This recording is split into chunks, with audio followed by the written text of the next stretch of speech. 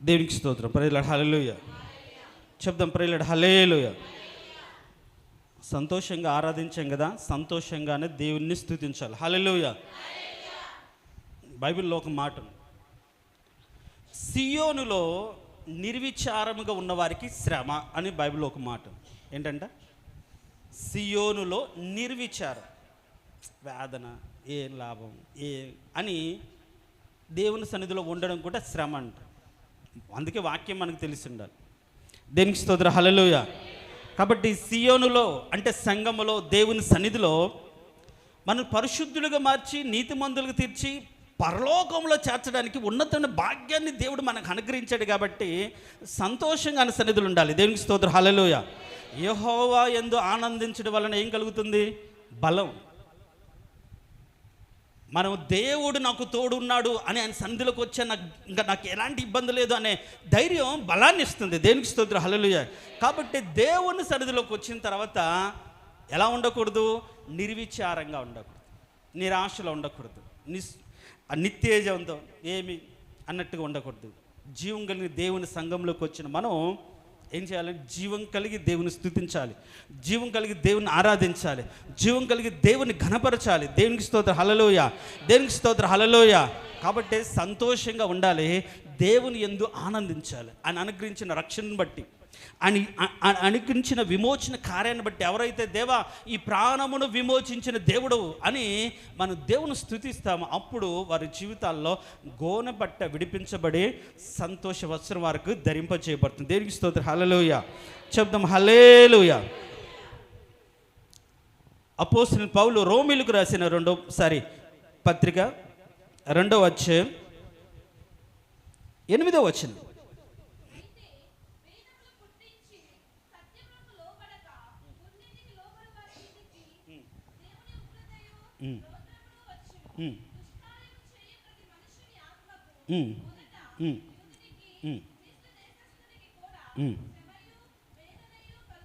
దేవుడు ఈ వాక్యం ద్వారా మనతో మాట్లాడును గాక. చెప్దాం. ప్రేయర్ హల్లెలూయా. మనం ఈ వాక్యాన్ని ధ్యానం చేస్తున్నాం, రోమీయులకు రాసిన పత్రికను. దాంట్లో ఉన్నటువంటి మూల పాఠాలను, దేవుని యొక్క ఉద్దేశాన్ని. ఎందుకు ఈ మాటలు మనం చెప్పుకుంటున్నాం అంటే, ఒక వ్యక్తి దేవుని యొక్క గుణగణాలను ఎరగకపోతే, దేవుని గురించి తెలుసుకోకపోతే దేవునితో సహవాసం చేయలేడు. ఇద్దరు ఫ్రెండ్స్ కలిసి ఉండాలన్న ఏముండాలి? ఒకరికి మధ్యలో అండర్స్టాండింగ్ ఉండాలి. లేదా ఆ అండర్స్టాండింగ్ లేకపోతే వాళ్ళు కలిసి ఉండలేరు, ఏదో ఒక చోట విడిపోతారు. అర్థం చేసుకోవాలి. అలానే మనం దేవుని అర్థం చేసుకోగలిగినంతగా మనం ఎంతగా అర్థం చేసుకుంటామో అంతగా దేవునితో సహవాసం చేస్తాం. దేవునికి స్తోత్రం. హల్లెలూయా. దేవుని మనం అర్థం చేసుకోక ఎవరికి తెలిసినట్టు వాళ్ళు అర్థం చేసుకుంటే సమస్యలు వస్తాయి. ఎవరికి తెలిసినట్టుగా వాళ్ళు, ఎవరు అనుకున్నట్లుగా వాళ్ళు దేవుని అర్థం చేసుకోకూడదు. నీకు తెలిసింది వాస్తవం కాదు. నువ్వు దేవుణ్ణి ఎరిగి ఉండాల్సింది, దేవునితో సహవాసం చేయాల్సింది నీకు తెలిసిన పద్ధతిలో, నీకు తెలిసినట్లుగా కాదు. మరి ఎట్లా అంటే వాక్యానుసారంగా. దేవునికి స్తోత్రం. హల్లెలూయా. అందుకని మానవుని యొక్క పద్ధతులు దైవోపదేశములని వారు బోధింతురు. మానవుని యొక్క పద్ధతులు, కొన్ని కట్టుబాట్లు, కొన్ని పద్ధతులు అవే దేవునికి చిత్తం, దేవుని ఉద్దేశం అన్నట్లుగా బోధిస్తాయి. కానీ దాన్ని బట్టి వ్యర్థమైన ఆరాధన అని రాయబడుతుంది. వ్యర్థమైన ఆరాధనని యేసుప్రభు అంటాడు, మీరు మానవుని యొక్క పద్ధతులు బట్టి నన్ను ఆరాధిస్తారు. మనం ఆరాధించేది కూడా మానవుల పద్ధతిలో కాదు, వాక్యములో నుంచి, దేవునికి చిత్తానుసారంగా, దేవునికి ఉద్దేశానుసారంగా మనము దేవుని ఆరాధించాలి, దేవుని స్తుతించాలి, దేవునితో నడవాలి, దేవుని ఎరిగి ఉండాలి. కాబట్టి దేవుని ఎరిగిన వారి జీవితాల్లో దేవునికి ఆలోచన విధానం ఏంటి, దేవునికి చిత్తం ఏంటి, దేవునికి ఉద్దేశం ఏంటి, దేవునికి తీర్పు ఎవరి మీదకి వస్తుంది, దేవుడు ఎవరిని లేవనెత్తుతాడు, దేవుడు ఎప్పుడు లేవనెత్తుతాడు, ఎందుకు లేవనెత్తుతాడు, ఎందుకు శ్రమ కలగ చేస్తాడు, ఎందుకు ఇబ్బంది పడుతుంది క్రైస్తవులుగా అనేది అనేక రకమైన కోణాలలో దేవునికి ఆలోచనలు మీకు చెప్పడానికి ప్రయత్నిస్తున్నా. దేవునికి స్తోత్రం. హల్లెలూయా. చెప్దాం. ప్రేయర్ హల్లెలూయా. మనం ఈ రోమీయులకు రాసిన పత్రికను ధ్యానం చేస్తూ అంతకుముందు వారం మనం నేరస్తులుగా దేవుని ఎదుట నిలబడి ఆ నేరారోపణ ఇక్కడే సాతాను ఇప్పటికీ కూడా ఏం చేస్తాడు అని ఎదుట ఉండి ఏం చేస్తాడు, నేరారోపణ చేస్తాడు. ఇదిగో వాడిని రక్షించావు కదా, ఇదిగో ఈరోజు ఈ పాపం చేశాడు శిక్షించవా, ఈరోజు ఈ తప్పిదం చేశాడు శిక్షించవా, ఈరోజు నీకు వ్యతిరేకంగా మాట్లాడి శిక్షించవా అని నేరారోపణ పద్ధతితో నేరారోపణ చేస్తూనే ఉంటాడు. అయితే ఆ నేరారోపణ పడకుండా ఒకవేళ నేరస్తులమైన మనల్ని మనం విమర్శించుకుంటే, అవును ప్రభువా ఈరోజు నేను ఈ తప్పిదం చేశాను, ఇలా మాట్లాడాను, ఇలా ఉండకూడదు, నన్ను క్షమించు, ఇక మీదట ఉండానని ఎవరైతే తనకు తాను విమర్శ చేసుకుంటే తీర్పు అంటే ఆ శిక్షలకు రాకుండా కాపాడబడతాడు. మరి ఆ నేరం ఏం చేశాము అంటే ఈ వారంలో దొంగతనం చేశామని కాదు, ఈ వారంలో వ్యభిచారం చేశామని కాదు, ఈ వారం అసూయ పడ్డామని కాదు, కేవలం ఎదుటి వారిని ఏం చేసాము తృణీకరించి తీర్పు తీర్చి నేరస్తులుగా మార్చబడ్డారని సత్యాన్ని ఎరిగి ఎవరిని పడితే వారిని ఎప్పుడు పడితే అప్పుడు వాడు అలాంటి వాడు వీలాంటి వాడు అని అన్నదాన్ని బట్టి నేరం మనమే ఆ ద్రోహం చేసిన వారిగా దేవుని ఎదుట నిలబడతామన్న సత్యాన్ని గ్రహించి అలా ఉండకూడదనే ఒక వాక్యాన్ని మనం విన్నాం. దేవునికి స్తోత్రం హల్లెలూయా, దేవునికి స్తోత్రం హల్లెలూయా. దాని తర్వాత మనం క్రియల ఫలితం, ప్రతి వానికి వాని క్రియల ఫలితం దేవుడు ఇస్తాడు అనే వాక్యాన్ని వింటూ ఇప్పుడు ఈ క్రియల ఫలితమే మన జీవితాల్లో శ్రమ కానీ వేదన కానీ సంతోషం కానీ ఆనందం కానీ, ఆ మాటను చాలా క్లారిటీగా ఈ 2 వచనాల్లో మనం చదువుతాం. చూడండి ఏంటి అంటే ఇప్పుడు చూడండి ఆ 7వ వచనాన్ని నేను చదివితే, సత్క్రియలు ఓపికగా చేయొచ్చు, మహిమను ఘనతను అక్షయతను వెతుకు వారికి నిత్య జీవం ఇచ్చును, అయితే భేదములు పుట్టించి సత్యమునకు లోబడక దుర్నీతికు లోబడు వారి మీదికి దేవుని ఉగ్రత. ఇప్పుడు దేవుని ఉగ్రత ఎవరి మీదికి వస్తుందో అనే విషయాన్ని, ఎవరికి శ్రమ కలుగుతుంది, ఎవరికి వేదన కలుగుతుంది అనే సత్యాన్ని మనం నేర్చుకుందాం. దేనికి స్తోత్ర హల్లెలూయా, దేవునికి స్తోత్ర హల్లెలూయా. వాక్యం ఏం చెప్తుందంటే మనం రక్షించబడ్డానికి గల కారణం, మనము పాపం నుంచి విమోచించబడ్డానికి గల కారణం రక్షించబడిన వారు ఉండవలసిన విధంగా ఉండడానికి. దేవునికి స్తోత్ర హల్లెలూయా. మీరు కానీ ఎఫెసీయులకు రాసిన పత్రిక, అపోస్తలుడైన పౌలు ఎఫెసీయులకు రాసిన పత్రిక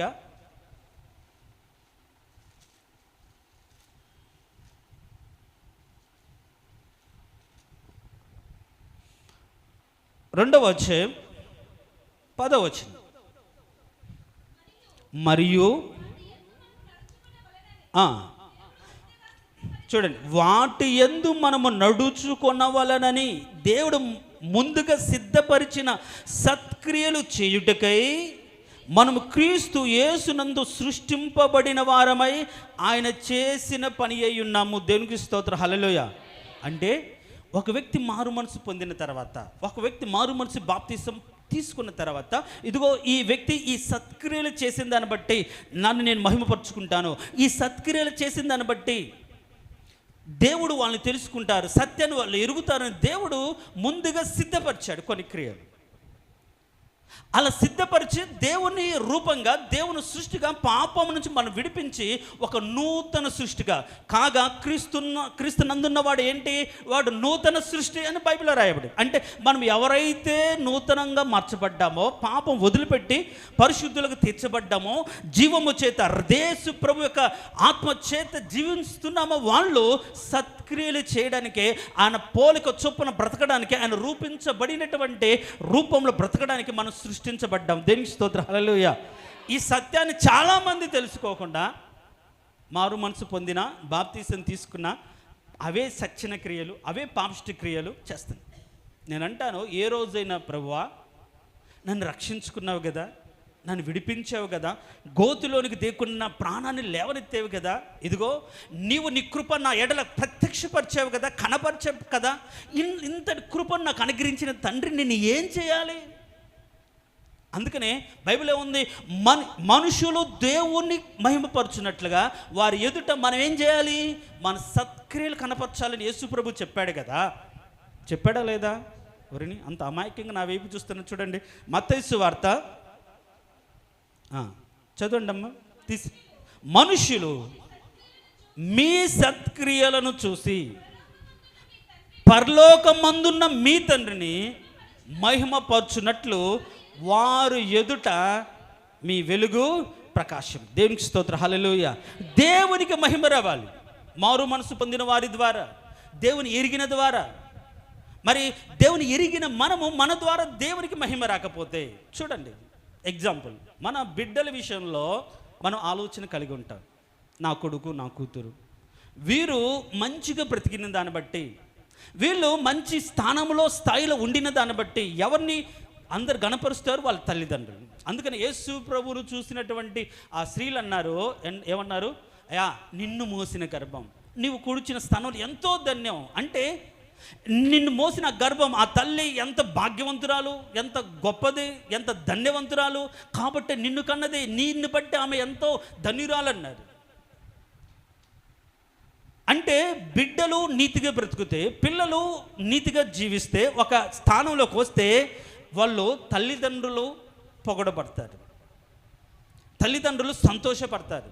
అందుకనే ఆ పౌలు రాస్తాడు, గాయకుడు, నీ పిల్లలు సత్ప్రవర్తన కలిగి సత్యమును అనుసరించి బ్రతుకోవడం చూసి నేను ఎంతో సంతోషిస్తున్నానని రాస్తాడు. మీరు కానీ యోహాను రాసిన 2వ పత్రిక కానీ 3వ పత్రిక కానీ ఒక మాట చదవండి.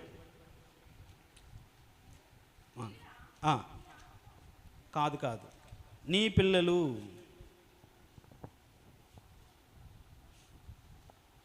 3వ పత్రిక, 3వ పత్రిక, నేను 3వ వచనం చదువు. నీవు సత్యమును అనుసరించి నడుచుకున్నావు కనుక సహోదరులు వచ్చి నీ సత్య ప్రవర్తన గురించి సాక్ష్యము చెప్పగా విని బహుగా సంతోషించి తిని, నా పిల్లలు సత్యమును అనుసరించి నడుచుకుంటున్నారని వినుట కంటే నాకు ఎక్కువైన సంతోషము లేదు అంటాడు. దేవునికి స్తోత్రం, హల్లెలూయా. అంటే సంఘము, ఈ సంఘము దేవునికి పిల్లలు. సో ఈ సంఘము దేవుని సత్యాన్ని, దేవునికి నీతిని, దేవునికి పరిశుద్ధతని కలిగి నడుచుకుంటున్నారనే సంతోషం కంటే ఇంకేమీ లేదు. పలాని సంఘము చాలా నీతిగా ఉన్నారు, పలాని సంఘము చాలా యథార్థంగా ఉంటారు, పలాని సంఘము చాలా ప్రార్థనా పరులు అనే మాట కంటే ఇంకా సంతోషమే ఉంటుంది. వాళ్ళ ప్రార్థన చేస్తారు కానీ ఏమాత్రం తగ్గింపు లేదు, ప్రార్థన చేస్తారు కానీ అస్సలు పడరు, ఓర్చుకోలేరు, వాళ్ళనే కోపాలు, వాళ్ళలోనే అసూయ ద్వేషాలు ఉన్నాయి. ఆ సంగమా, దానికన్నీ పోవడం కంటే ఇంట్లో ప్రశాంతంగా ఉండడం మేలు అన్నటువంటి స్థితిలో మనం ఉంటే ఎవరు మందిరానికి వస్తారు, ఎవరు రక్షించబడతారు? కాబట్టి దేవుడు మనం సృష్టించుకుంది, దేవుడు మరి నిర్మించుకుంది, ఒక నూతన పోలికగా మార్చుకుంది, నూతన సృష్టిగా మార్చుకుంది. కారణం ఏంటంటే ముందుగా కొన్ని సత్క్రియలు సిద్ధపరిచాడు వాటిని చేయడానికి. దేవునికి స్తోత్రం, హల్లెలూయా. దేవునికి స్తోత్రం, హల్లెలూయా. సత్క్రియలు చేయడానికి దేవుడు మనల్ని ఏర్పరచుకున్నాడు. అందుకే నేను పదే చెప్తాను, నువ్వు మారు మనసు పొందిన తర్వాత, ప్రభువా ఏ క్రియ చేయడానికి, ఏ పని చేయడానికి మీరు నన్ను ఏర్పరచుకున్నారు, నన్ను ఏ పని చేయమంటారు, ఎలా ఉండమంటారు అని ఎప్పుడైనా నువ్వు దేవుడిని అడిగితే, దేవుని సన్నిధికి వచ్చి అడిగితే, దేవుడు మనతో మాట్లాడతాడు, దాని ప్రకారంగా మనం బ్రతుకుతాం. దేవునికి స్తోత్రం, హల్లెలూయా. దేవునికి స్తోత్రం, హల్లెలూయా. మనం మారు మనసు పొందిన వారు గమనించవలసిన సత్యం ఒకటే.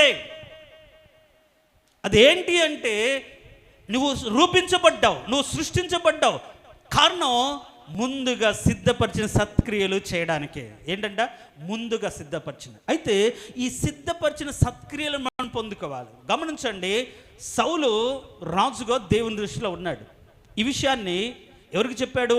సమూయేలుతో కూడా చెప్పాడు. ఇదిగో రేపు ఈ టయానికి వస్తాడు, రేపు ఈ టయానికి వస్తాడు, అతను వస్తే అతనికి ఈ శ్రేష్టమైన పదార్థము తీసి ఉంచండి, అతనికి ఇద్దాం. అంటే దాని అర్థం ఏంటి? అతను వస్తాడు, వస్తే ఇద్దాం అని ఆలోచన. ఒకవేళ సౌలు రాకపోయి ఉంటే, అంటే ఇప్పుడు సౌలు గాడిదలు వెతుకుతూ తిరుగుతున్నప్పుడు పనివాడు అంటాడు, అయ్యా ఇక్కడ ఒక దైవసేవకుడు ఉన్నాడు, ఆయన దగ్గరికి వెళ్తే ఏదో ఒక ఆలోచన చెప్తాడు, ఏదైనా ఒక అవకాశం కల్పిస్తాడు, ఒకసారి వెళ్దామంటే సౌలు భాగ్యవంతుడు, డబ్బున్నవాడు, అన్ని కలిగినవాడు అనొచ్చు. అరే అసలు నీతో రావడమే దండగా అనుకుంటే, నీతో రావడాన్ని బట్టి నా ఇమేజ్ పోయిందని నేను బాధపడుతుంటే, నీ మాట చొప్పున మళ్ళీ అతని దగ్గరికి వెళ్ళా, నేను రాను అని అనొచ్చుగా. ఈ రోజుల్లో డబ్బున్న వాళ్ళు, ధనవంతులు, భాగ్యవంతులు బీదవారితో ఉండడానికి, లేకుంటే లేని వారితో ఉండడానికి ఇష్టపడ్డారు. వాళ్ళతో ఉండడానికి అస్సలు ఇష్టపడ్డారు. కానీ సౌలు ఇష్టపడ్డాడు. తండ్రి మాటకు లోబడి దాసునితో కూడా వెళ్ళి వెతుకు అంటే తను తగ్గించుకొని దాసునితో కూడా వెళ్ళాడు.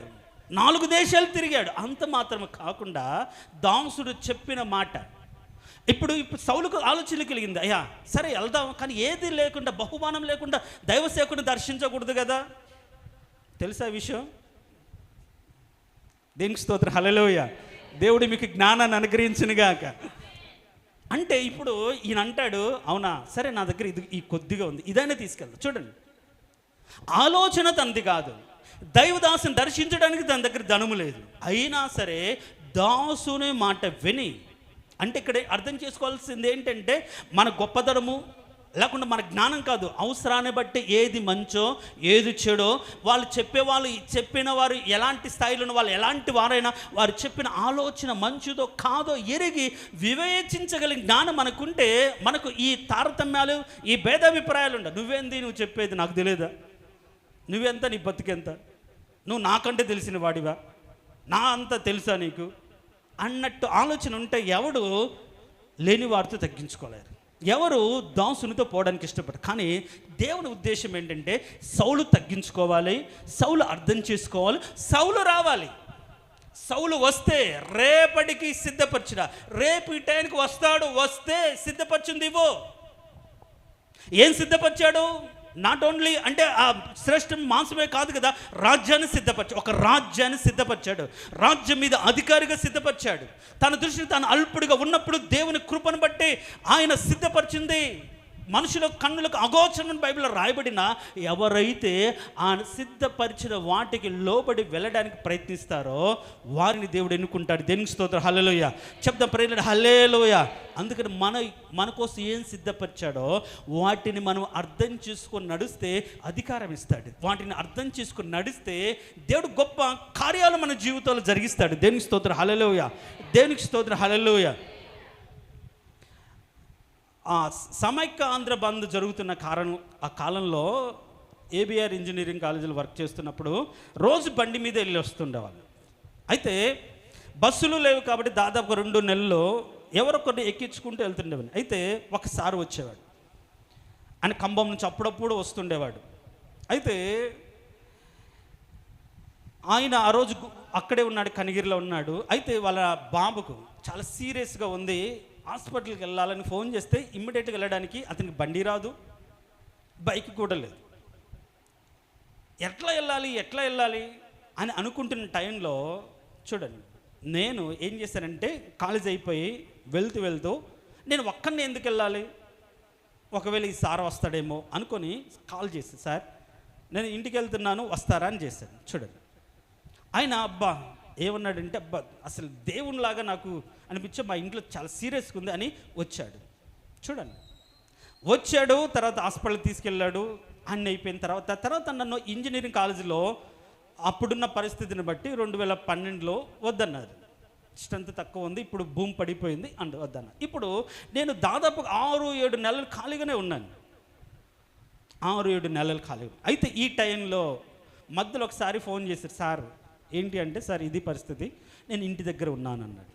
సరే, తర్వాత ఈ మే నెల జూన్ నెల వచ్చేటప్పటికి ఏదో కాలేజీ చేరాలి కదా, అప్పుడు ఒక డిగ్రీ కాలేజీలో, సరే ఆయన అక్కడ వర్క్ చేస్తున్న, ఇంజనీరింగ్ కాలేజీలో వర్క్ చేస్తున్నా, డిగ్రీ కాలేజీలో వర్క్ చేస్తూ ఉంటూ ఆయనకు ఏం చేశారంటే, సార్ ఇప్పుడు ఒకరిని కావాలనుకున్నారు కదా, ఒక ఎఫిషియెంట్ పర్సన్ ఉన్నాడు, అతన్ని సజెస్ట్ చేస్తాను, చాలా బాగా పని చేస్తాడని చెప్పి ఆయనకు, ఆ యజమానికి చెప్పి, తర్వాత నాకు ఫోన్ చేసి వచ్చి ఇక్కడ కలువును ఖాళీగా ఉన్నావు కదా అన్నాడు. చూడండి, దేవునికి స్తోత్రం, హల్లెలూయా.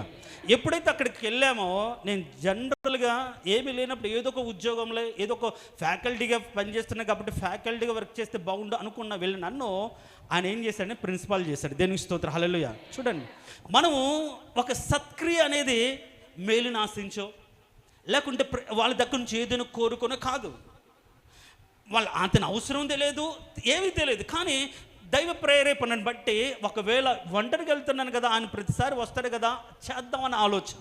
కానీ ఆ సత్క్రియ ఒకరోజు ఏం చేస్తుంది? మేలును కలగజేస్తుంది. దేవునికి స్తోత్రం, హల్లెలూయా. దేవునికి స్తోత్రం, హల్లెలూయా.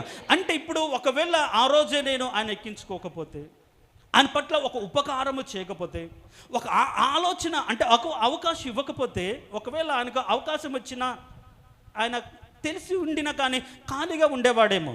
కానీ చూడండి, మనం చేసే క్రియలు, మనం చేసే మంచి, అందుకనే ఏంటి, ఆహారాన్ని నీళ్ళ మీద వేయమంటాడు. అది ఏదో ఒక రోజు ఫలాన్ని ఇస్తుంది. మనం చేసే క్రియలు గొప్పవి కనిపించాలని, అందరికీ తెలియాలని కాదు, దేవునికి తెలిస్తే చాలు అనే ఆలోచనతో ఏదైనా ఒక క్రియ చేయగలిగితే దాని ప్రతిఫలాన్ని మనం పొందుకుంటాం. దేవునికి స్తోత్రం, హల్లెలూయా. సత్క్రియ ఎప్పుడైనా సరే ప్రతిఫలం ఇస్తుంది. దేవునికి స్తోత్రం, హల్లెలూయా. అది తెలిసినా తెలియకపోయినా సరే, మనుషులు గమనించకపోయినా సరే, మనుషులు గుర్తెరగపోయినా సరే, ఆయన రహస్యమందు చూచుచున్న నీ తండ్రి నీకు దానికి ఫలం ఇస్తాడు.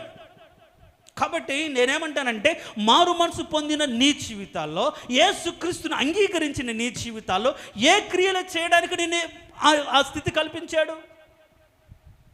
ఇంకా విశ్వాసిగానే ఉంటావా? లేకుంటే ఆ స్థాయి పెరిగి పరిచారకుడిగా, దేవుని ప్రకటించేవాడిగా, బోధించేవాడిగా, దేవుని ఘనపరిచేవాడిగా, సాక్షాత్కరంగా నీ స్థాయి దేవుని సన్నిధిలో నిలకడగా ఉండి పెంచుకుంటావా? ఉన్న చోటును ఉండిపోకుండా, ఇచ్చిన తలాంతులను దాచుకోకుండా, ప్రభువా ఏ క్రియ చేయడానికి, ఏ సత్క్రియ చేయడానికి నన్ను ఎన్నుకున్నావు అని ఎవరైనా ఆలోచన చేయగలిగితే దేవుడు వారితో మాట్లాడతాడు. దేవునికి స్తోత్రం, హల్లెలూయా. ఇప్పుడు సౌలును దేవుడు మార్చాడా లేదా? పట్టుకున్న తర్వాత ఈయన మారిపోయిన తర్వాత అతనికి పని అప్పచెప్పలేదా? చెప్పాడా లేదా? చెప్పండి అమ్మా, చెప్పాడా లేదా? మరి నీకే పని అప్పచెప్పాడు? ఎప్పుడైనా అడిగావా, ఏం చేయాలి ప్రభా? మనం అడుగుతాం, నా కోసం, నా బిడ్డల కోసం, ప్రభు అది చేయి, ఇది చేయి. ఏ రోజైనా ప్రభు నీ కోసం నేనేం చేయాలి, నీ నామ మహిమ కోసం నేనేం చేయాలి? అందుకనే ఏమన్నాడు? మహిమను ఘనతను అక్షయతను వెతుకు వారికి ఏం చేస్తారు? నిత్య జీవం ఇస్తారు. దేవుని నామ మహిమార్థమై నువ్వు బ్రతుకుతాయి, దేవునికి నీతి కోసం నువ్వు బ్రతుకుతే, దేవుని సత్యాన్ని ప్రకటించడానికి నువ్వు బ్రతుకుతే, నువ్వు ప్రకటించకపోయినా సరే ఆ నీతి క్రియలు నువ్వు కనపరచగలిగితే, ఎదుటివారి ఎదుట నువ్వు నీతిగా కనబడగలిగితే, నీతిగా జీవించగలిగితే, ఇదిగో ఈ వ్యక్తి పరిశుద్ధత కలిగినవాడు, ఈ వ్యక్తి దేవుని ఎరిగిన తర్వాత నీతిగా బ్రతుకుతున్నాడనే సాక్ష్యాన్ని నువ్వు నిలుపుకోగలిగితే నీ ద్వారా దేవుడు కనపరచబడతాడు. దేవునికి స్తోత్రం, హల్లెలూయా. దేవునికి స్తోత్రం, హల్లెలూయా. కానీ నూతన సృష్టిగా మార్చబడిన వాళ్ళ జీవితాల్లో ఏం చేయాలంటే సత్క్రియలు చేయాలి. మంచి క్రియలు. సత్క్రియలు అంటే మంచి పనులు, ఏవైనా సరే మంచి, అంటే నలుగురు ఉపయోగపడేవి, నలుగురు యొక్క వాళ్ళ భవిష్యత్తును ఆశించేవి, వాళ్ళకు ఉపయోగపడే పనులు మనం చేయాలి. అలా చేసే వారికి ఏం చేస్తాడంటే దేవుడు ఫలం ఇస్తాడు. అది సత్యం. అయితే మనం అది గుర్తెరగక, ఇదిగో ఈ సత్యాన్ని అనుసరించి నన్ను బ్రతకమన్నాడనే విషయాన్ని మనం మర్చిపోయి, ఇలా బ్రతకాలి, నీతిగా బ్రతకాలి అనే సత్యాన్ని మనం మర్చిపోయి, ఒకవేళ మనమే భేదాలు పుట్టించేవారిగా, ఇప్పుడు మన వాక్య భాగంలోకి వెళ్తే ఏమనుంది? అయితే పై వచనాన్ని చదువుదాం. ఏమనంటే, సత్క్రియను ఓపికగా చేయొచ్చు, మహిమను ఘనతను అక్షయతను వెతుకు వారికి నిత్య జీవం ఇచ్చును. దేవునికి స్తోత్రం, హల్లెలూయా. సత్క్రియ చే విషయంలో ఓపిక ఉండాలి. మనం ఏదైనా ఒక పని చేస్తే ఎదుటి వారి నుంచి తిరిగి ప్రతిఫలం ఆశిస్తాం. ఏం చేస్తారు? రేపు మనకు రుణపడి ఉండాలి, అది గుర్తుంచుకోవాలి, జ్ఞాపకం చేసుకోవాలి, 10 మందికి చెప్పాలి, 10 మందిని గణపరచాలి అనే ఆలోచన కలిగి ఉంటాం. ఒకవేళ చేయకపోతే, ఇప్పుడు మొర్దెకై రాజును రక్షించాడు, అవునా కదా? చెప్పండి, రక్షించాడు. రాజును ప్రాణాన్ని రక్షించిన వాడికి ఏమైనా ఘనత కలిగిందా?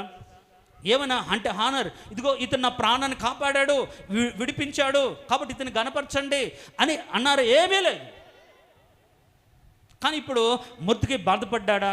ఏమీ లేదు. యథాయథగా వెళ్ళి తన ద్వారపాలం అంటే ఆ ద్వారబంధం దగ్గర కూర్చొని తన పని తను చేసుకుని గేట్ కీపర్గా పనిచేసేవాడు. చూడండి, ఓపిక ఉండాలి. సత్క్రియ చేసి, నేను ఇంత చేసిన ఎవరు గుర్తించలేదు, ఎవరు దాని గురించి చెప్పుకోలేదు, ఎవరు దాని గురించి అనలేదు, కరెక్ట్ కాదు. నీకు దేవుని నామ మహిమార్థమే నువ్వు బ్రతుకుతే నిత్య జీవాన్ని ఇస్తాడు. దానికంటే గొప్పది ఏమైనా ఉందా? ఒకవేళ నీకు 1000 కోట్లు ఉండొచ్చు, పరలోకానికి వెళ్ళగలుగుతావా? లేదు కదా. కాబట్టి సత్క్రియలు ఓపికగా చేయాలి, మళ్ళీ చేయాలి, ఫలం ఇక్కడ కనిపించకపోయినా చేయాలి. ఎవరు గణపరచుకోకపోయినా చేయాలి. అలా నీతిగా మనం చేస్తే దేవుడు ప్రతిఫలం ఇస్తాడు. దేవునికి స్తోత్రం, హల్లెలూయా. అది కొన్నిసార్లు ఇక్కడే ఉండొచ్చు. నేను చెప్పాను కదా, ఆ రోజు చేసిన పని తర్వాత నా జీవితంలో ఒక ఉన్నతమైన స్థానం కలగజేస్తుంది.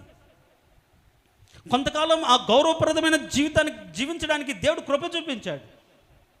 అలా మనం చేయాలి. అలా కాకుండా మనం నీతిగా బ్రతకకుండా, సత్యాన్ని అనుసరించకుండా, ఇప్పుడు కానీ 8వ వచనం చదవండి. అయితే భేదములు పుట్టించి సత్యమునకు లోబడక దుర్నీతికి లోబడి వారి మీదకి దేవుని ఉగ్రత వచ్చును. దేవునికి స్తోత్రం, హల్లెలూయా.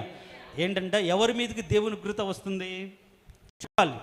చదివాం కదా, విన్నారు కదా.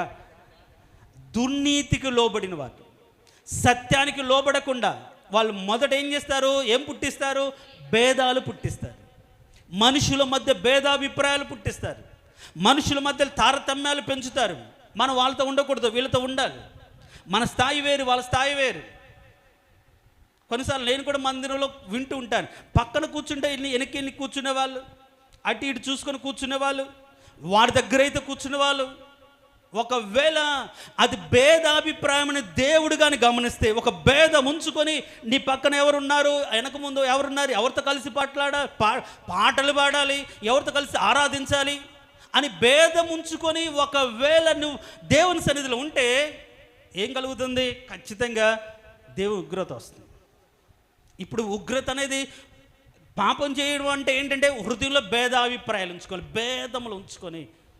భేదములు ఉంచుకున్న వాడికి ఏం కలుగుతుందంటే ఉగ్రత వస్తుంది, దేవునికి ఉగ్రత వస్తుంది. కాబట్టి మనము దేవుని సన్నిధిలో ఉన్నప్పుడు సమస్తము క్రమంగా మర్యాదగా జరిగించడానికి మనం ప్రయత్నించాలి తప్ప మనలో అంటే భేదములు ఉంచుకొని మాట్లాడే విషయంలో, పాడే విషయంలో, ఆరాధించే విషయంలో, ప్రార్థించే విషయంలో, మందిరానికి వచ్చే విషయంలో, లేకుంటే దేవుని సన్నిధిలో నిలబడే విషయంలో ఇలాంటి భేదాలు ఉంచుకుంటే ఒకవేళ నువ్వు ఆరాధిస్తావేమో, ఒకవేళ నువ్వు దేవుని గణపరుస్తావేమో, కానీ దేవుడు దాన్ని అంగీకరించాడు.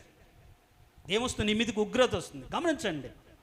ఇప్పుడు మోషే ఏమంటాడంటే, మీరు ధూపార్తులు పట్టుకొని దేవుని దగ్గరికి రండి అని 250 మందికి చెప్తాడు.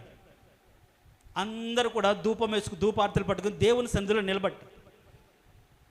కానీ ఇప్పుడు ఆ ధూపార్తులు పట్టుకున్న వారి మీదకి ఏమొచ్చిందంటే ఉగ్రత వచ్చి భూమి చీల్చి నెరవేర్చి చంపేసింది. ఎక్కడున్నారు వాళ్ళు? దేవుని సన్నిధిలోకి వచ్చారు కదా. కాబట్టి మనం భేదము ఉంచుకొని దేవుని సన్నిధిలో ఉండకూడదు. భేదాభిప్రాయాలు మన హృదయంలో ఉంచుకోకూడదు. మన హృదయంలో ఆ మాట ఉంచుకుంటే, ఒక మాట అంటాం చూడండి, మీరు యాకోబు రాసిన పత్రిక 2వ అధ్యాయం 4వ వచనం.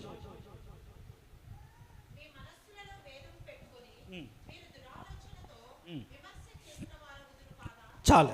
ఎందుకు భేదం పెట్టుకుంటున్నారు? పై వచనం చదవండి.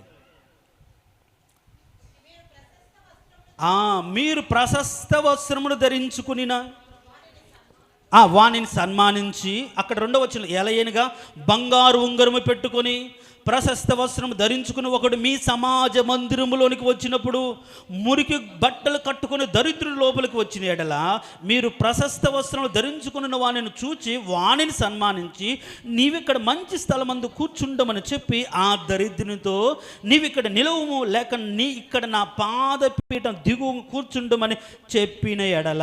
ఏంటంటే అలాంటి వాళ్ళు ఏంటి అంటే డబ్బును బట్టి, ఘనతను బట్టి, ఉద్యోగం బట్టి, ఆస్తిని బట్టి, అంతస్తుని బట్టి మనం గౌరవించి వాళ్ళకు మర్యాద చేస్తే దాని భేదం కలిగిన వాళ్ళు. ఎక్కడ వీళ్ళు ఉన్నారు? సమాజ మందిరంలోనే మనము. కానీ దురాలోచన ఏంటి అంటే భేదము అనేది ఒక దురాలోచన. మందిరంలో దురాలోచన ఏంటి అంటే భేదములు ఉంచుకుని. అందుకని అంటాడు కింది వచనంలో, మీ మనసులో భేదములు పెట్టుకుని, ఏంటి ఈడు గొప్పవాడు, ఈడు డబ్బున్నవాడు, ఈడు నా వాళ్ళు, వీళ్ళు నా వాళ్ళు, వీరితో నాకు సంబంధం ఉంది, వీరితో నేను కలిసి ఉంటాను అని ఆలోచన పెట్టుకొని ఒకవేళ ఆ స్థాయిలో ఆ స్థితిలో లేని వాడు మీతో కనిపిస్తే వాడిని ఏం చేస్తాం? దూరంగా ఉంచుతాం. వాడిని దగ్గరికి రానియం, వానితో మాట్లాడడం, వానితో పలకరించాం.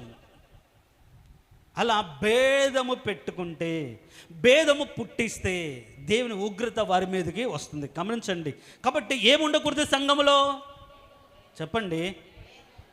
అలా ఎప్పుడైనా ఆలోచించారా? జాగ్రత్త. మన ఉగ్రత ఎక్కడో తెచ్చుకోవట్లేదని చెప్తున్నారు మొదటి నుంచి. అర్థం చేసుకోవాలి ఈ పాయింట్ మీరు. మనం దేవుని దృష్టిలో నేరస్తులు ఎందుకు అవుతున్నాం? ఏదో పాపం చేసి కాదు, ఎదుడు వానికి తీర్పు తీర్చి. రెండవది, సమాజంలోనే మందిరంలోనే భేదం ఉంచుకొని మాట్లాడే విషయంలో హృదయంలో వేరే ఆలోచన ఉంచుకొని పైకి సమాధానంగా ఉన్నదాన్ని భేదం అంటారు. అలా ఉంచుకొని నువ్వు ప్రవర్తిస్తే, ఎక్కడ మందిరములో ప్రవర్తించినా, మనుషుల మధ్య ప్రవర్తించినా, ఉద్యోగం చేసే చోట ప్రవర్తించినా సరే, ఖచ్చితంగా వారి మీద ఉగ్రత వస్తుంది. గమనించండి. కాబట్టి మీరు మనసులో భేదం ఉంచుకుంటే దురాలోచన చేసిన వాళ్ళు. భేదం అనేది శరీర కార్యం. కాబట్టి నీ హృదయంలో ఏముండకూడదు? భేదములు ఉండకూడదు. అందరూ ఒకటే అని రక్తం ద్వారా కడగబడిన వారమే, అందరూ ఒకటే అని సహోదరులు. అందుకని అని అంటాడు, క్రీస్తునందు దేవునందు స్త్రీ అని లేదు, పురుషుడు అందరూ ఏకంగా సమానం అంటాడు. ఒకవేళ ఈ లోకంలో స్త్రీ పురుషులకు భేదములు కలగజేసి రిజర్వేషన్లు వీటిలో ఏమి ఇచ్చినా సరే, మందిరములో దేవుని ఎదుట దేవుని సన్నిధిలో అంత ఒకరే. వాళ్ళందరూ కూడా విమోచించబడిన ప్రజలు, రక్తము ద్వారా కడగబడినటువంటి ప్రజలు. కాబట్టి సంఘములో భేదములు ఉండకూడదు. అందుకని అంటాడు, అభ్యంతరములు కలగక మానవు. కానీ అభ్యంతరం ఎవడి మూలంగా కలుగుతుందో వాడు తన మెడకు ఏం కట్టుకోవాలి? తిరగడక రాయి పట్టుకొని సముద్రం పడుట మేలు అంటాడు. అంటే ఏంటి? చచ్చిన వాడైనా సరే తిరిగి లేస్తాడు, అవునా కదా? 4 రోజులకి చదివి. ఒకవేళ వాడికి ఏదైనా బరువు, వాడి మెడలో రాయి ఉంటే తిరిగి లేస్తాడా? లేదు. అంటే మన ద్వారా సంఘములో ఏముండకూడదు? భేదాలు రాకూడదు. పాటలు పాడే విషయంలో కోర్స్ ఇప్పుడు చెప్పకూడదు అనుకోండి, చాలా భేదాలండి, చాలా మనసు ఉంది. ఎందుకని అర్థం చేసుకోరు ఒకరినొకరు? ఎందుకని కలుపుకొని పోలేరు? ఎందుకని చెప్పుకోలేరు? ఇలా నేను ఎత్తిన చోట నువ్వు కలవలేవు, కాబట్టి ఇలా కరెక్ట్ కాదని ఒకరినొకరు అర్థం చేసుకునే విధంగా మాట్లాడుకోలేరు అని కలుగుతుంది. ఇప్పుడేంటి, మనం అర్థం చేసుకోకుండా అవాయిడ్ చేస్తుంటే, దూరం పెడుతుంటే వాళ్ళకి అపార్థమే కదా పెరిగిపోయేది. అపార్థం పెరిగితే ఏమవుతుంది? కలిసి ఉన్నా సరే వాళ్ళ మీద దురాలోచన, కలిసి ఉన్నా సరే సమాధానం ఉండదు, కలిసి ఉన్నా సరే వాళ్ళతో కలిసి ఉండాలని తలంపే రాదు కదా. ఏదైనా సరే సంఘములో భేదములు ఉండకూడదు. దేవునికి స్తోత్రం, హల్లెలూయా. భేదములు పుట్టించిన వాని మీదకి ఏం కలుగుతాయి? ఏమొస్తుంది? దేవుని ఉగ్రత వస్తుంది. ఒకవేళ వీళ్ళు పాడమని చెప్తే, వీళ్ళకి ఇస్తే చాలామంది కొర చూస్తారు, చాలామంది ఫీల్ అవుతారు. చాలామంది వాళ్ళు గొప్పవాళ్ళు కాబట్టి, వాళ్ళు ఉద్యోగస్తులు కాబట్టి, వాళ్ళు చేయగలరు కాబట్టి వాళ్ళకే ఇస్తున్నారు. మా స్థాయి చిన్నది కాబట్టి, మేము చిన్నవారం కాబట్టి మా అన్నయ్యలు పట్టించుకుంటారు. నిన్ను మనుషులు కాదు కదా పట్టించుకోవాల్సింది. ఎందుకు ఈ భేదము నీ హృదయంలో ఉంచుకుంటావు? దేవుడు ఒకరిని ఎప్పుడు హెచ్చిస్తాడో, ఎప్పుడు గణపరుస్తాడో అప్పుడు నేను హెచ్చిస్తాడని ఆలోచిస్తా. నువ్వు దేవుని సన్నిధికి రావాలి కదా. ఈ సత్యాన్ని మనం ఎరగకపోతే మందిరములోనికి వచ్చి, ఈ రోజుల్లో మందిరములోనికి వచ్చి కూడా దేవుని ఉగ్రతను పొందుతున్నారు. కారణం ఒకటే, భేదములు హృదయంలో ఉంచుకొని. అంతకుముందు మనం చెప్పుకున్నాం, ఎదుటి వారిని తీర్పు తీర్చి నేరస్తులుగా మార్చబడి శిక్షను పొందుతున్నారు. రెండవదిగా భేదము పుట్టించి మనుషులకు మధ్య మాటలు పొంతను లేకుండా వాళ్ళ గురించి వీళ్ళ గురించి చెప్పుకొని, వాళ్ళట్లా వీళ్ళ గురించి ఒక వర్గాన్ని క్రియేట్ చేసి, ఈవెన్ ఆ రోజుల్లో కూడా పాత నిబంధన కొత్త నిబంధనలు కూడా ఇలాంటి వర్గాలు, భేదాన్ని బట్టి వర్గాలుగా మారిపోయిన సందర్భాలు ఉన్నాయి. మీరు కానీ చదవండి, అపోస్తుల కార్యములు 14వ అధ్యాయం 4వ వచనం.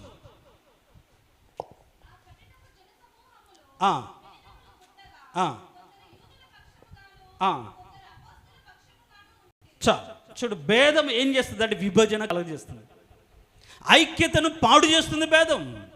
ఇప్పుడు స్వార్థ ప్రకటించారు. అయితే ఇప్పుడు కొందరేమో ఎవరి పక్షాన ఉన్నారు? యూదుల పక్షాన, కొందరు అపోస్తుల పక్షం. ఏం కలిగింది అక్కడ? కారణం ఏంటి? ఒకరు నమ్మారు, ఒకరు నమ్మని వారు, 2 వర్గాలుగా మారిపోయాయి. కాబట్టి సంఘములోనైనా, కుటుంబములోనైనా, ఉద్యోగం చేసే చోటైనా మనం భేదము పుట్టిస్తే అక్కడ ఏమొస్తుంది? ఒక చీలిక వస్తుంది. అంటే గుంపు విడిపోతారు. ఒక్కటిగా ఉండవలసిన వారు, ఒక్కడిగా పని చేయాల్సిన వారు, ఒక్కడిగా బ్రతకాల్సిన వారిలో భేదం ఏం చేస్తుంది? ఒక చీలికను కలిగిస్తుంది. యేసు ప్రభు కాలంలో కూడా యేసు ప్రభును అంగీకరించే విషయంలో కూడా భేదం పుట్టినప్పుడు ఏం చేశారు? కొందరు యేసు ప్రభును వెంబడించారు, కొందరు ఈయన అని దూరంగా ఉన్నారు. దీన్ని బట్టి ఏమర్థం ఉంటుంది?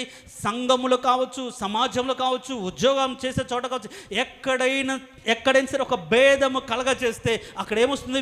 అంటే విభజన కలుగుతుంది, అంటే విడిపోతారు. ఎందుకు వస్తుందంటే ఏంటి? గొప్పవారిని మనం గణపరిచి, లేని వారిని మనం హీనపరిచి, దాన్ని బట్టి భేదాభిప్రాయం, అటు భేదం పుట్టించిన దాన్ని బట్టి విడిపోతారు. వీళ్ళు మాత్రమే, వాళ్ళతోనే వీళ్ళతోనే అనే ఆలోచనతో అలాంటి వాళ్ళందరూ ఒక కేటగిరీగా మారిపోతూ ఉంటారు. కాబట్టి దేవుడు మన సంఘములు అలాంటి భేదములు నశింపచేయును గాక, అలాంటి మనసు మనలో నుండి దేవుడు తీసివేయును గాక.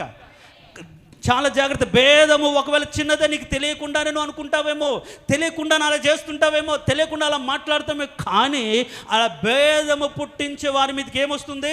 దేవునికి రౌద్రము, కోపం వస్తుంది. రౌద్రం అంటే అది అసంచలమైనటువంటి కోపం, అంటే పీక్ స్టేజ్. కోపంలో అతి పీక్ అంటే ఇంకా తారాస్థాయి అంటారు కదా, ఆ తారాస్థాయికి చేరు రౌద్రము వస్తుంది. అట్లనే బైబిల్కి కూడా అలాంటి భేదం పుట్టించిన వాళ్ళని, అలాంటి భేదం పుట్టించి చీలిక తెచ్చిన వారి మీదకి దేవుడే ఊరుకోలేదు. మీరు గమనించండి, ఒక మాట చదువుకుందాం, కొన్ని మాటలు చదువుకుందాం, అది తర్వాత చెప్దాం. ఎవరి వలన భేదాలు పుడతాయి అనే మాట కూడా మనం తెలుసుకోవాలి. ఇప్పుడు చూడండి, సామెతల గ్రంథం 17వ అధ్యాయం, సామెతల గ్రంథం 17వ అధ్యాయం 9వ వచనం. ప్రేమను వృద్ధి చేయుగోరువాడు ఏం దాచిపెడతాడు? తప్పిదములు దాచిపెడతాడు. కానీ జరిగిన సంగతి మాటి మాటికి ఎత్తువాడు భేదం కలగజేస్తాడు. దేవునికి స్తోత్రం, హల్లెలూయా. ఇప్పుడు భేదం ఎక్కడ కలుగుతుంది? వృద్ధి చేయాలనుకున్నవాడు, కలిసిపోవాలనుకున్నాడు, ఏం చేస్తాడు? ప్రేమ సమస్త దోషంను కప్పును అన్నప్పుడు, ఇప్పుడు దేవుడు ప్రేమ కలిగి దేవుని సేవిస్తున్న మనము సహోదరుల పట్ల ప్రేమ కలిగి ఉండాలని సత్యం కూడా ఎరిగి ఉండాలి కదా. అప్పుడు ఏం చేస్తాం? ఎదుటివారు మన తప్పిదాలు చేస్తే, అందుకని యేసు ప్రభు దగ్గరకు వచ్చాయా, ఎవడైనా నా పట్ల తప్పిదం చేస్తే ఎన్నిసార్లు క్షమించాలి అని అంటాడు? 70 మార్ల మట్టుకైనా, ఇంకా కొన్ని సందర్భాలు 70 ఏండ్ల మట్టుకైనా సరే, మన 70 ఏండ్లు ఎన్ని బ్రతికినా సరే అన్నిసార్లు క్షమించాల్సిందే. దేవుడు మనకు క్షమించాడు.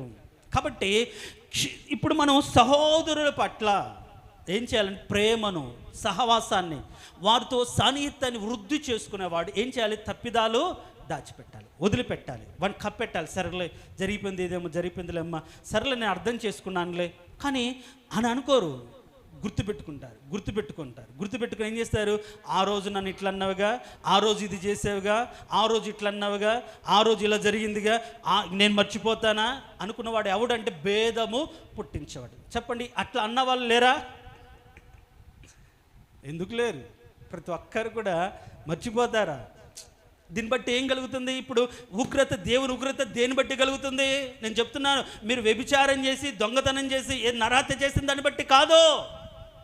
ఒకటి, ఎదుటివాని ఏంటి? నేరస్తుడిగా తీర్పు తీర్చింది దాన్ని బట్టి. 2, నువ్వు భేదము పుట్టించిన దాన్ని బట్టి, భేదాభిప్రాయాలు హృదయంలో ఉంచుకున్న దాన్ని బట్టి బ్రతుకులోకి దేవునికి ఉగ్రత వస్తుంది. గమనించు.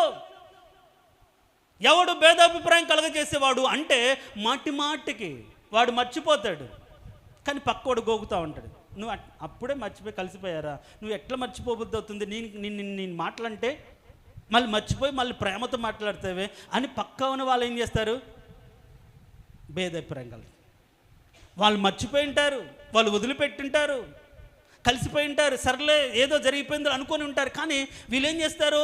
దాన్ని మాటికి సంగతి గుర్తు చేస్తారు. ఎవడు వీడు? కొండగాడు. అందుకని బైబిల్లో ఇంకొక మాట అక్కడ చదువుతాం చూడండి, 16:18. సామెతల గ్రంథం 16:18.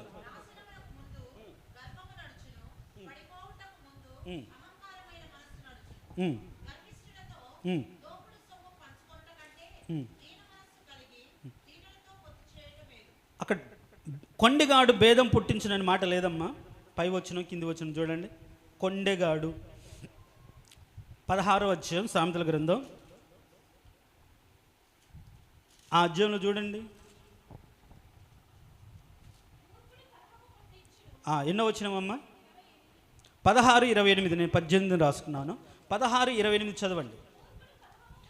మూర్ఖుడు కలహము పుట్టించును, కొండెగాడు మిత్రభేదం చే. కొండేములు అంటే ఏంటి? సాడీలు. లేనిపోనివి చెప్పేవాడు, ఉన్నవి లేనట్లుగా చెప్పేవాడు. వాడు అంటే ఇప్పుడు వాడు మర్చిపోయిన మాటికి గుర్తు చేసేవాడు. ప్రియ సహోదరి సహోదరుడా, నువ్వు మర్చిపోయావు, సంగతి మర్చిపోయావు, నువ్వు క్షమించావు, వదులుకున్నావు, కానీ వచ్చి నీతో అదే విషయాన్ని ప్రస్తావిస్తున్నాడా? వాడు భేదము కలగ చేస్తున్నవాడు. వాడితో జాగ్రత్తగా ఉండాలి.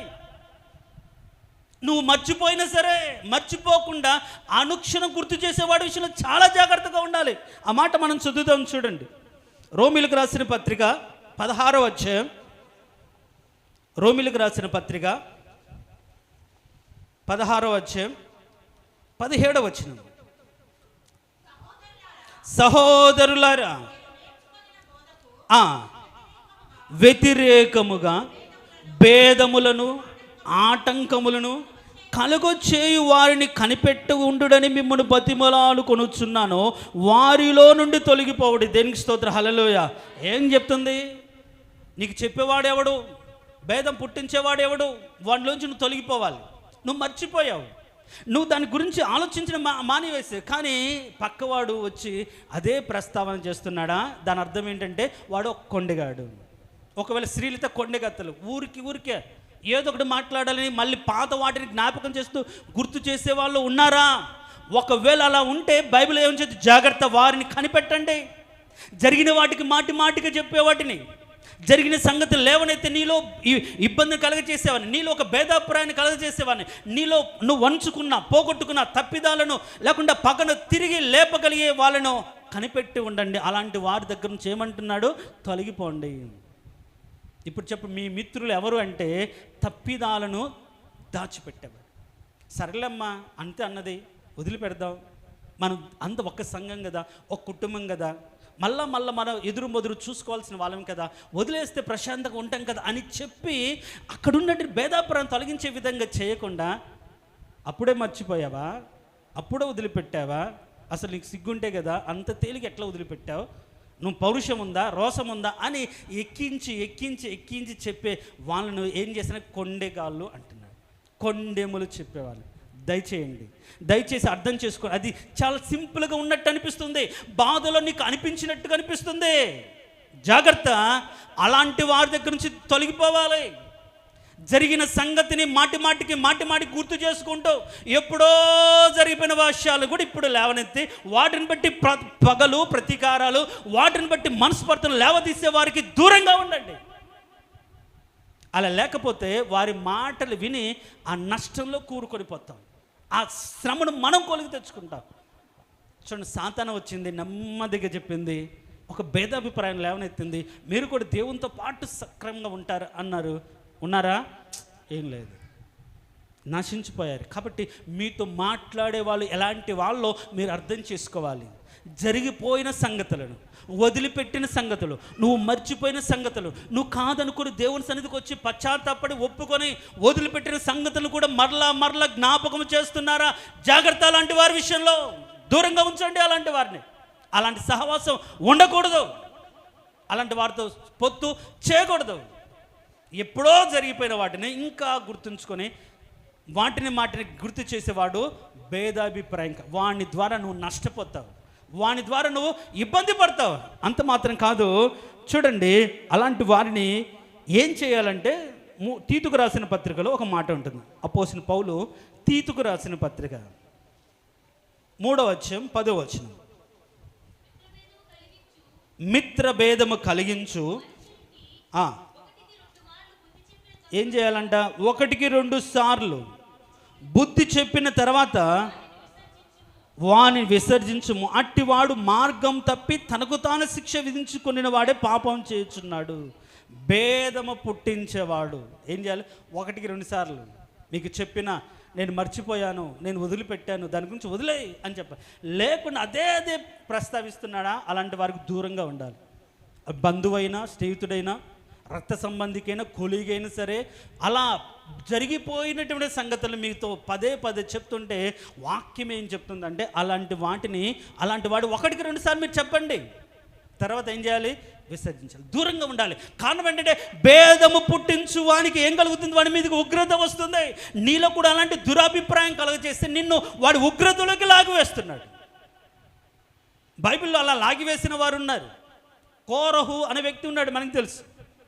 కోరహు లేవీడే, కహాతు సంతతి వారే. ఇప్పుడు దేవుని మందిరంలో ప్రత్యక్ష గుడారులు పనిచేసే వారి విషయంలో దేవుడు ఈ మెరారీలను, కహతీయులను, ఈ మూడు వంశం వాళ్ళు ఉంటారు. ఈ 3 వంశం వాళ్ళు ఎన్నుకొని ఆయన ఏం చేశాడంటే ఒక్కొక్క వంశానికి, ఒక్కొక్క గోత్రానికి ఒక్కొక్క పని అప్పచెప్పాడు. ఆ పనిలో కూడా ఎవరిని చేయాలో చెప్పాడు. ఇప్పుడు ఈ కహాతీ అనే వంశంలో ఈ కోరహు కూడా ఉన్నాడు. ఈ కహాతీలలో నుంచి ఎవరిని ఎన్నుకోడంటే అహరోను వంశాన్ని ఎన్నుకున్నారు, అహరోను కుమారులను ఎన్నుకున్నారు, యాజకత్వం చేయడానికి ఎన్నుకున్నారు. అయితే మిగతా వాళ్ళు ఏం చేయాలంటే ఆ ఉపకరణాలు మోయాలి, ఉపకరణాలు సర్దాలి. ఈయనకు నచ్చలే. ఎవరికి? ఈ కోరహుకు నచ్చలే. ఇదేంటి, మేము అదే వంశం కదా, అదే స్థానంలో ఉన్నాం కదా, ఆయన కుమారులే ఆ పరిచర్య చేస్తున్నాడు, మాకేమి తక్కువ అని ఈయన ఏం చేశాడంటే దాతాను, అబీరాము అనే వాళ్ళు రెచ్చగొట్టాడు. ఎవరు వీళ్ళు అంటే రూబేను సంతానం. అంటే ఏదైనా ప్రథమ సంతతి మీరు చేయాలి కదా, మీకు ఇవ్వాలి కదా, మీకు ఇవ్వకుండా మీరు చేయకుండా ఇప్పుడు చూడండి వాళ్ళు ఏర్పరచుకున్నారు, ఆ కుటుంబం వారికే ఇదంతా ఇచ్చని. ఎప్పుడైతే వీళ్ళని రెచ్చగొట్టారో వీళ్ళు దాదాపు ఒక 250 మంది ప్రముఖులను పోగు చేసుకున్నారు. చూడండి, పోగు చేసుకొని దేవునికి వ్యతిరేకంగా లేశారు, మోషేకి వ్యతిరేకంగా లేశారు. కారణం ఏంటి? అసంతృప్తి. అంటే ఇప్పుడు భేదాభిప్రాయం కలగడానికి కారణం ఏమవుతుందంటే స్థానం, మా స్థాయి, ఆ స్థాయిలో ఉండే స్థితి, అసంతృప్తి భేదాభిప్రాయాన్ని కలగజేస్తుంది. అరే మేము లేవీయులమైనప్పటికీ, మేము కహాతీ సంతతి వారమైనప్పటికీ, మేము దేవుని సన్నిధిలో అందరి నిమిత్తము పశ్చాత్తాపం నిమిత్తం లేకుంటే ప్రాయశ్చిత్త నిమిత్తం మేము బలులు అర్పించకుండా మేము ఈ ఉపకరణలు మోయాలా? మేము ఎక్కడికి గుడారం వెళ్తే అక్కడికి వీటిని మోసుకుని వెళ్ళాలా? వీటిని శుభ్రపరచాలా? మేమేమో శుభ్రపరిచే పని, ఆయనేమో ధూపం వేసే పనా అని ఒక భేదం హృదయంలో ఉంచుకున్నారు. కారణం ఏంటంటే అసంతృప్తి. గమనించండి, సంఘములో అయినా కుటుంబంలోనైనా దేవుడు ఒకరికిచ్చిన స్థితి అది దేవుని కలిగిందనే ఆలోచన ఎప్పుడైతే మన జీవితంలో లేకపోతే అది అసంతృప్తి కలిగింది. ఏ స్థితి అయినా, బైబిల్లో ఏ స్థితి అయినా సరే, ఏ స్థితి అది దేవుని వలన కలిగినదనే ఆలోచన ఎవరి జీవితాల్లో లేకుండా ఉంటుందో వాళ్ళు అసంతృప్తి పొంది, అసంతృప్తి కలిగి ఏదో ఒక విధంగా ఆ స్థితిలోకి వెళ్ళాలని అడ్డదారులు కలిగి భేదాలు పుట్టిస్తారు. ఇప్పుడు కోరహు అదే వంశం, అదే గోత్రం, అదే వంశం, కానీ పని చేసే విషయంలో ఈయనేమో ఉపకరణాలు మోయాలి, సర్దాలి, అని చెయ్యాలి. వాళ్ళేమో దర్జాగా వచ్చి వాళ్ళు చేసిన పనిని బట్టి దేవుని సన్నిధిలో ఏం చేయాలి? ధూపం వేయాలి. అన్నీ అరేంజ్ చేసి పెడితే వచ్చి ధూపం వేయాలి. ఉన్నారా మనలో అలాంటి వాళ్ళు? దేవుడు ఎవరికి అప్పచెప్పిన పనిలో ఆ పనిలో నమ్మకంగా బ్రతకాలి తప్ప అంటాడు. దేవుడు కూడా మీకు ఒక పని అప్పచెప్పి దాన్ని చేయడానికి నిర్ణయించాడు కదా, కానీ మీరు యాజకత్వం కోరుతున్నారు. అది కరెక్ట్ కాదు. కానీ దేవుడు ఎవరిని ఏర్పరచుకున్నారు? దేవుడు బయలుపరుస్తాడని చెప్పి ఈ 250 మందిని ధూపార్తలు చేతపట్టుకొని ఈ కోరహు, దాతాను, అబీరాము కుటుంబాలకు దేవుని సన్నిధి నిలబెట్టి, ప్రభువా ఇదే మీ స్థానం మీద వచ్చినటువంటి భేదము, మీరు ఏర్పరచుకున్నవాడు ఎవడో వీళ్ళకి తెలియచేయాలి. కాబట్టి వీళ్ళు మామూలు మరణం రాకూడదు, ఏం రాయాలి? భూమి నరవెచ్చి వీళ్ళు మృంగివేయాలి అనగానే ఏం జరిగిందంటే ఆ కోరహు, దాతాను, అబీరాము ఆ కుటుంబాలు ఎవరి ద్వారా అయితే భేదము కలిగిందో ఆ కుటుంబాలను భూమి మింగివేసింది. అయితే ఈ భేదాభిప్రాయంలో అవును కదా, మనకు స్థానం లేదు, మనల్ని నిర్లక్ష్య పెడుతున్నాడు, మనల్ని గుర్తించట్లేదు, మనల్ని అర్థం చేసుకోవట్లేదు, మనం ఇక్కడ ఉంచాడు, మనకి ఈ పనేనా వాళ్ళకు ఆ పనా అని ఆలోచన కలిగి అసంతృప్తి కలిగి వారితో చేరిన వారి మీదకి దేవుని అగ్ని వచ్చి వారిని దహించి వేస్తుంది. చూడండి, భేదము పుట్టించి సత్యమునకు లోబడక. అంటే ఏంటి సత్యము? దేవుడు ఒకరిని హెచ్చించడం, ఒకరిని గణపరచడం, ఒక స్థానం కల్పించడం, దేవుని చిత్తముని అనే సత్యాన్ని గ్రహించకుండా, అర్థం చేసుకోకుండా, అసంతృప్తి కలిగి ఆ స్థానం కోరుకొని అలా ఉండాలని ఆరాటపడి కుటుంబంలో, సంఘములో, సమాజంలో భేదాలు కలగచేసే వారి మీదకి ఏం చేస్తుంది? దేవునికి కోపము, రౌద్రం వస్తుంది. చూడండి, రౌద్రం వచ్చింది. ఏం చేస్తుంది? ఆ 200 మందిని కూడా అగ్ని కాల్చివేసింది. కాబట్టి భేదము పుట్టించే వారి విషయంలో చాలా జాగ్రత్త. ఇంత ఉగ్రత, దేవుని ఉగ్రత మనం ఏదో పాపము చేసి కాదు, ఎదుటి వారికి భేదాభిప్రాయాలు పుట్టించి, ఎదుటి వారి విషయంలో మాటి మాటికి జరిపిన సంగతులు గుర్తు చేసి, భేదము మనం పుట్టించి, అభ్యంతరాలు మనం కలగజేసి నాశనాన్ని కొని తెచ్చుకుంటున్నారు. ప్రియ దేవుని సంగమా, నేను చెప్తున్న వాక్యం ఒకటే, మీరు ఏదో తప్పిదం చేసి కాదు ఈ శిక్ష, ఏదో మీరు దేవునికి విరోధంగా బ్రతికి కాదు ఈ శిక్ష.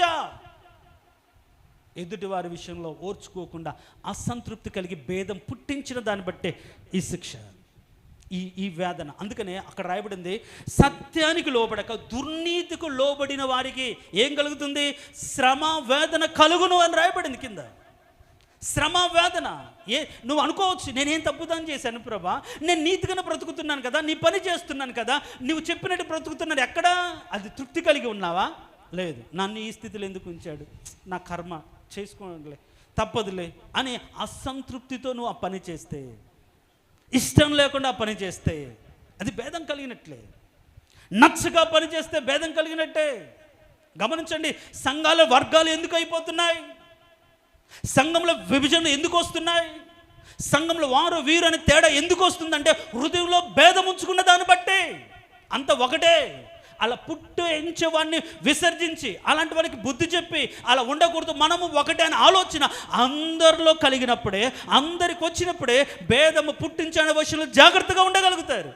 అవునక్క నిజమే, నాకు కూడా అర్థమైంది, అలాంటి వాడు ఆయన, వాళ్ళంటే ఇష్టం వీళ్ళంటే ఇష్టం అని ఆ మాటలకు పొంగిపోయి అర్థం చేసుకొని ఆ బుట్టలో పడితే ఏం చేస్తారు? అగ్ని వారి కుటుంబాన్ని నాశనం చేస్తారు. ఏ తప్పిదం చేశారో ఒకని మాట విన్నదాన్ని బట్టి అగ్ని వారి మీదకి వచ్చింది. కాబట్టి ఈరోజు నీవు సంఘ సహవాసంలో ఎలా ఉన్నావు? ఏ విధంగా నువ్వు సహోదరుల మధ్య ఐక్యత కలిగి ఉన్నావు? ఐక్యత నువ్వు విభజించేది, పాడు చేసేది భేదాభిప్రాయమే. ఉంటాయి కానీ అర్థం చేసుకోవాలి. ఉంటాయి, దాని మళ్ళీ మన బ్రతుకులో ఆ మత్సరం ఉండకూడదు, ఆ అసంతృప్తి ఉండకూడదు. భేదం పుట్టించే వారి మీదకి, దుర్నీతికి లోబడి బ్రతికే వారికి భేదం పుట్టించి ఎట్లా సత్యానికి లోబడకుండా వాళ్ళ ఇష్టానుసారంగా లోబడే వారి మీదకి ఏమొస్తుందంటే దేవుని ఉగ్రత వస్తుంది. అలాంటి వారి మధ్యలో ఉండి మనము తొలగిపోవాలి. అలాంటి వారికి దూరంగా ఉండాలి. తొలగిపోకుండా వాళ్ళ మధ్యలో ఉంటే ఏం చేస్తారు? ఆ కోరహు దాతాను వాళ్ళతో పాటు కలిగి ఉన్న దాన్ని బట్టి ఆ 250 మంది నశించారు. కాబట్టి ఈరోజు నువ్వు నాశనానికి గల కారణం, నీ ఇంటి మీదకు ఉగ్రత గల కారణం, నీ ఇంటి మీద తెగులు గల కారణం భేదము పుట్టించి వారి మాటలు సమ్మతించి వారి చొప్పున నువ్వు విరోధంగా బ్రతుకుతున్న దాన్ని బట్టేమో. ఎందుకని అట్లా ఆలోచించకూడదు? నువ్వే తప్పిదం చేయాలా, అతని మాటకు లోబడి అతనితో పాటు ఏకీభించి బ్రతుకుతున్నావు కదా, అదే విషయంలో వ్యతిరేకంగా జీవిస్తున్నావు కదా. కాబట్టి సంఘములో అలాంటి ఆలోచనలు ఉండకూడదు. దైవ సేవకుడు ఏది చెప్తే అదే, దాని మీద వక్రీకరించో, దాని గురించి విరోధంగా ఆలోచించో, లేకుంటే దాని గురించి రకరకాల అలా మాట్లాడుకొని ఒక మాటకు వచ్చి ఒకరు ఒక రకంగా ఒకరు ఇంకొక రకంగా ఉండడమో, దాన్ని బట్టి మీ జీవితాలకు ఏమొస్తుందంటే ఉగ్రత కొని తెచ్చుకుంటారు. దేవుని ఉగ్రత మీ మీదకు వస్తుంది. నేను చెప్పడానికి నాకు ఎలాంటి అభ్యంతరం ఏమి లేదు. ఈరోజు కుటుంబాలు పాడవడానికి గల కారణం ఏంటి అంటే భేదాభిప్రాయాలు, భేదములు ఉంచుకొని దురాలోచన చేసిన దాన్ని బట్టి కుటుంబాలు నాశనం అయిపోతున్నాయి. కోరహు కుటుంబంతో, దాతాను అభిరాముల కుటుంబంతో ఈ 200 మంది చేరిన దాన్ని బట్టి వాళ్ళ జీవితం నాశనం అయిపోయింది. గమనించండి ప్రియులారా. అంత మాత్రం కాకుండా సత్యమును అర్థం చేసుకోకుండా చూడ, యెరోబామును దేవుడు హెచ్చించాడు, తీసి 10 గోత్రాలను ఇచ్చాడు. అయితే ఈ యెరోబాము ఏం చేశాడు? వీళ్ళు యెరూషలేముకు దేవాలయానికి పదే పదే వెళ్తే ఒకవేళ మనసు మారి రెహబాముకు మళ్ళీ దాసులైపోతారేమో అనుకుని ఏం చేశాడు? బలిపీఠం కట్టాడు, విగ్రహం పెట్టాడు. ఒక పోత విగ్రహాలు దానులో బెహర్షిబాలు పెట్టేసి మీరు అంత దూరం వెళ్ళాల్సిన అవసరం లేదు, ఇక్కడే కదా దగ్గర అని ఏం చేసే సత్యంను తిప్పివేశాడు, భేదం కలగచేశాడు. దాన్ని బట్టి యెరోబాము కుటుంబం మీద ఉగ్రత వచ్చింది. గమనించండి, మనం అర్థం చేసుకోవాల్సి, దేవుని ఉగ్రత ఎవరి మీదకి వస్తుంది అంటే మనకు ఇప్పటివరకు ఏం తెలుసుకున్నామంటే ఇదిగో ఈ వ్యభిచారం చేస్తే వస్తుంది, దొంగతనం చేస్తే వస్తుంది, లేకుంటే ఇలా దోచుకుంటే, బలాత్కారం చేస్తే, ఇలాంటి ఆలోచనలు కలిగి ఉన్నామేమో. నీ ద్వారా భేదము పుట్టిన కూడా నీ మీదకి ఉగ్రత వస్తుంది అని సత్యం తెలిస్తే మన మాట, మన ప్రవర్తన, ఎదుటివారి పట్ల మన మాటల ప్రతి మాట ఎంత జాగ్రత్తగా ఉంచుకోగలుగుతాం. అందుకని జాగ్రత్త అని చెప్తున్నాడు. ఏ భేదం లేదు, ఎవరికైనా సరే మొదట యూదుని కంటే దేవుడికి ఇష్టపడిన వాడికి మొదట ఉగ్రత. అందుకని ప్రతిసారి అక్కడ చదివితే అది ఘనతైన ఉగ్రతైన మొదట యూదునికి అని రాయబడింది. యూదుడు అంటే ఎవరు? దాని స్వకీయ జనం. ఎవరైతే ఆయన రక్తం చేత సంపాదించుకొని అలా భేదం కలిగి ఉంటే వారికే మొదట. ఇప్పుడు దాతాను అబీరాములు వీళ్ళు వచ్చారో మొదట వారిని నెరవేర్చి చంపివేసింది. దాని తర్వాత ఎవరు వచ్చింది? ఆ యొక్క ఆలోచనలు పాలు పొందినటువంటి మిగతా 250 మంది మీదకి అగ్ని వచ్చింది. గమనించండి. కాబట్టి మనము ఒకవేళ దేవుని నమ్మిన బిడ్డలుగా, దేవుని ఆరాధిస్తున్న బిడ్డలుగా మన బ్రతుకులో భేదాభిప్రాయాలు ఉండక మానవు. కానీ భేదం మన వలన కలగకూడదు, భేదం మన ద్వారా రాకూడదు. భేదం కలిగించేవాడు, హృదయంలో దురాలోచన కలిగించిన వాడు కలిగిన వాడని చెప్తుంది. కాబట్టి అలాంటి దురాలోచన కలిగి మాటికి జరిగిన సంగతిని లేవనెత్తి వాటి గురించి మాట్లాడుతుంటే వాడు ఎలాంటి వాడు? భేదం కలుగ చేసేవాడు. అలాంటి వాడికి దూరంగా ఉండండి. అలాంటి వాడికి దగ్గరికి రానివద్దు. తొలగిపోవడం మనం వెళ్ళిపోవాలి.